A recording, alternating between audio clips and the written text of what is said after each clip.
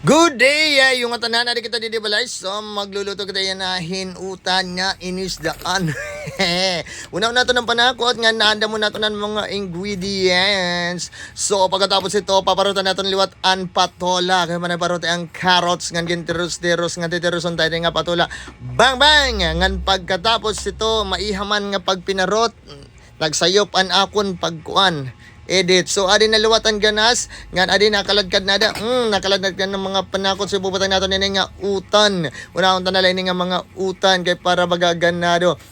Nga na din nga mga basura kakatutay ni dito hagawas dito may tanong kay para maging fertilizer. Adi na didi ibutang style. Ngan pagkatapos ito guys kumuha kita nagunaw ngayon kita ha katapos ginugasan nato ng isda nga turingan. Pumalik kita dito merkado yung turingan kay amo nito sa sabon ka baga okay pangan gina naton kuno kina. Nga ibutang naton liwatan ganas. Kay ito ni isda madali man maluto. Tapos gimbaw-baw na to ng isda kay para niyan pagkuhit diri kita kurian. Ay putang ng mga panakot bang. Ka limonsito butangan gihapon naton. Kuhaon tayo nga mga bura-bura ngayon kay amo init bagaho gawin niyan kanan aton din luto pa din isda sa bawngan gitilawan naton.